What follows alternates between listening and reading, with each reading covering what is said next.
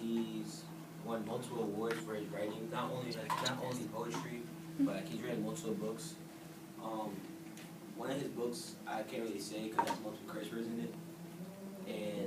But that one won like 3 awards. Like, I don't remember. I can't remember the words because like, I'm not good with names. But I can. They'll be in the presentation. So one thing that we noticed about his poetry is the poem Jarednazario, he took an item that was like really that everybody was seeing like, oh, it's dangerous. Only thing it does is kill people and harm people, and then he made it like he compared it to like someone's emotions and how they feel when something happens to them and they're not letting it out. So like he explained different scenarios without ever with using a gun as like somebody's body or mind. Yes. This poem is called My Mother Contemplating Her Gun. Alright. One boyfriend said to keep the bullets locked in a different room. Another urged to clean it, or it can explode. Larry thought I should keep it loaded under my bed. You never know. Oh.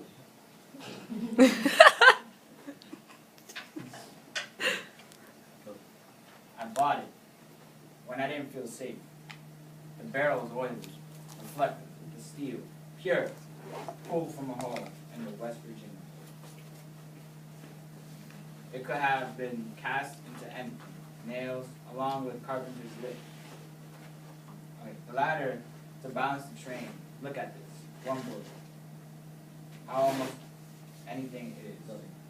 Oh, almost nothing in it.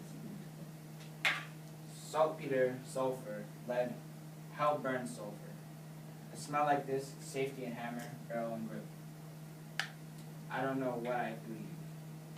I remember the woods behind my father's house, horses beside the quarry, stolen cars lost in the deepest wells, the water below, and ink waiting to fill.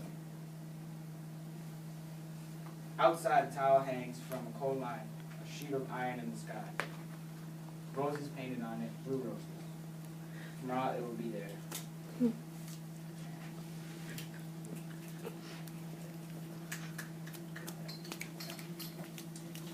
Alright. So, obviously, that's about the gun. And what I interpreted was that the gun is not only a symbol of violence and it's not only used to kill people, which everybody associated with and hear on the news, that who would use it to harm others for no reason, or that it's not safe to have one in your possession even though you might not use it. And he uses it as, well, I interpreted it as the gun sort of being like a person and like a person's emotions, because it doesn't necessarily have to, awesome. It doesn't necessarily have to be used to kill people, and how if you don't maintain it or if you don't attend to it like you would do to, let's say, a baby or a person, then that baby or person will get sort of irritated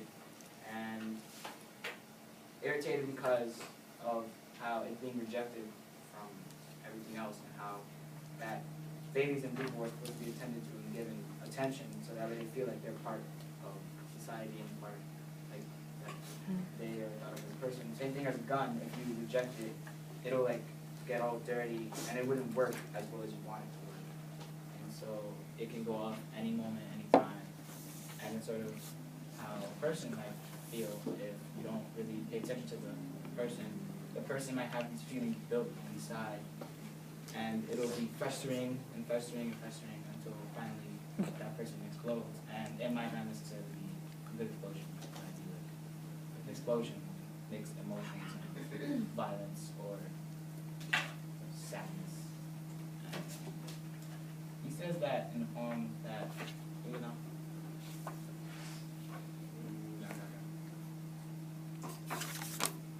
what's it like? It can be cast into the nail.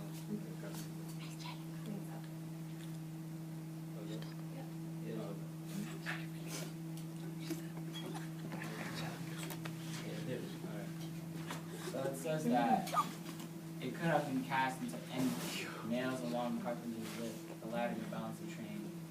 So it's like the materials used to make this gun could have been used for another purpose. It doesn't necessarily have to be made for a gun.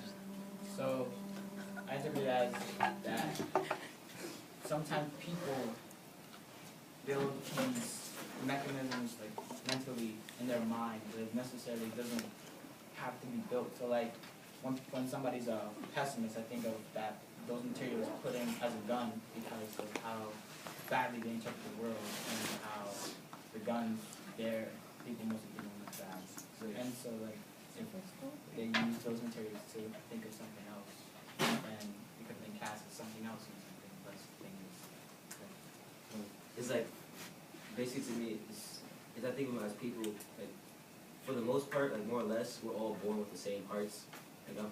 And it's like, it's just what you do with those parts of your body and your mind is how you, like, how you work every day. So, like, the gun, you can have, like, a whole bunch of, like, metal parts, like, making, like, you have a whole bunch of metal parts, and it's whatever you do with those parts that you, like, make it to a gun, with a ladder, like, a nail, or a whole bunch of nails. It's just, like, do what you do with what you have. So, why specifically, so two questions for you. There's one line that says, she bought it when she was scared.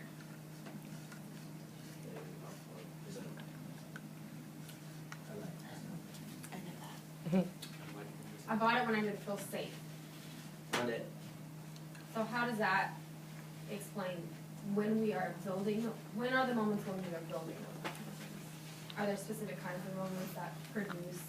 So that's one question I have.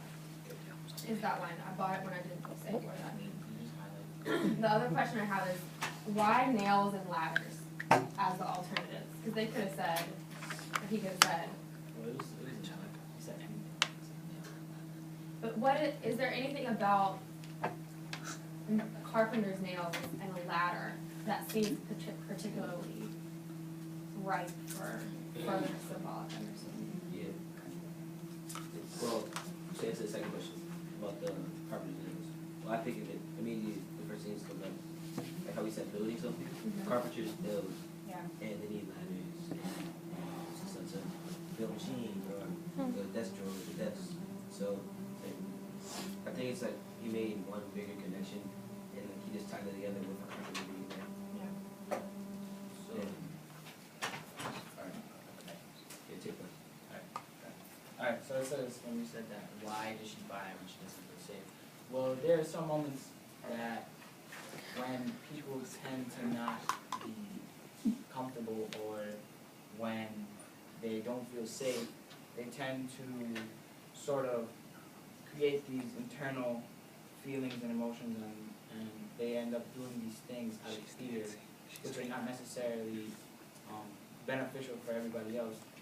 And so I can relate it to, let's say, a person who lost their hearing because, so when somebody loses their hearing, they think that, okay, let me back up.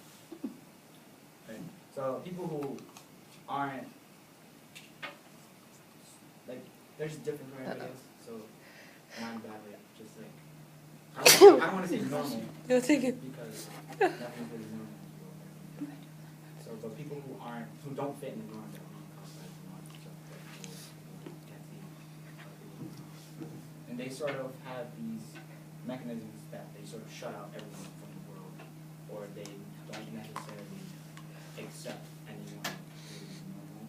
They accept everyone who is that. And then there's sort of these beliefs that they come up with that nobody really likes them because they're different, and it's sort of like this gun because it's not healthy, it's dangerous, because then they're not opening themselves up to everyone else who might be accepting of them, and it's sort of like, shoot yourself in the foot, because you might meet somebody who's totally awesome and you won't know because they're not like you. So it's like about areas, huh? like what happened to Ariel the other day with the transgender person. Yeah. So, and then the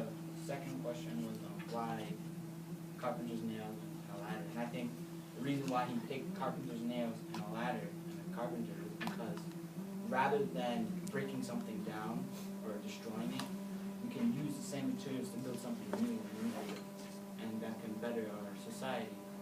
And it sort of, it ties in with our innovator, who is Jared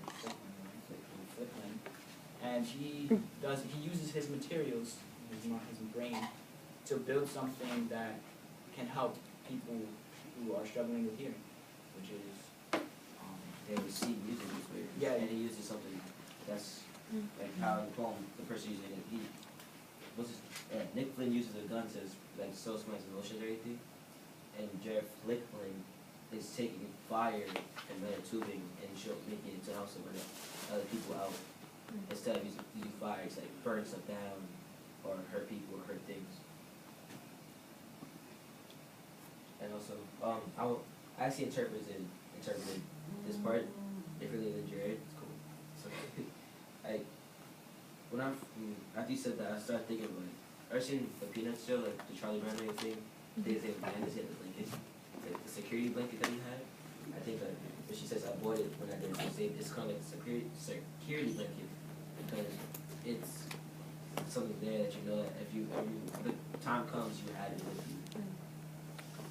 It's like when these emotions, like if you have a whole bunch of emotions like inside of you, even though to me it's not good to have all a bunch of emotions packed up inside of you.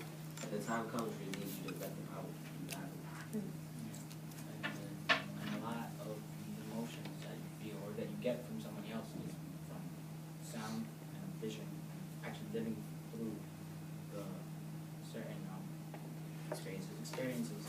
So when people are limited to those experiences like hearing or seeing, Jared Frickman, Jared F. Sort of breaks down this wall and allows people to actually get these emotions that everybody else feels when they hear something nice or when they hear something horrible or when you just, because sound is unique and sound, you can't really explain it because when you hear something you either get happy, you start dancing or something, you cry, and there's sort of people who don't really get that experience and it's kind of sad because it's an awesome experience. So he used the fire and the power of seeing something to sort of play into this what would sound be like if you can see it. Yeah, like it's physical. So when you get that when you get the view of sound, it's just amazing. You know, not even people who can hear know what sound is like. So when you see it, it's like a whole new thing.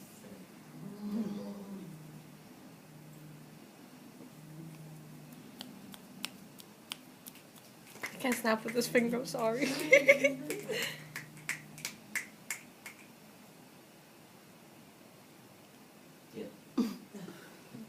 Yeah. Yeah. Okay, what feedback do we have for them so far? Classes. Classes, so you're gonna lecture at and then Yes. leave? What do you think you should do now, Chris? Should you? Well, I want to show the viewers to the things you had, but very cool to this being a bomb. So I had to talk to somebody, well, talk to my dad, Mr. Boy, to get the link. Let me use the link. So I'll probably get that done by today. Yeah. So the link to show us some of Flickman's work. Yeah. Because there's an online version of it, so you're not actually burn school.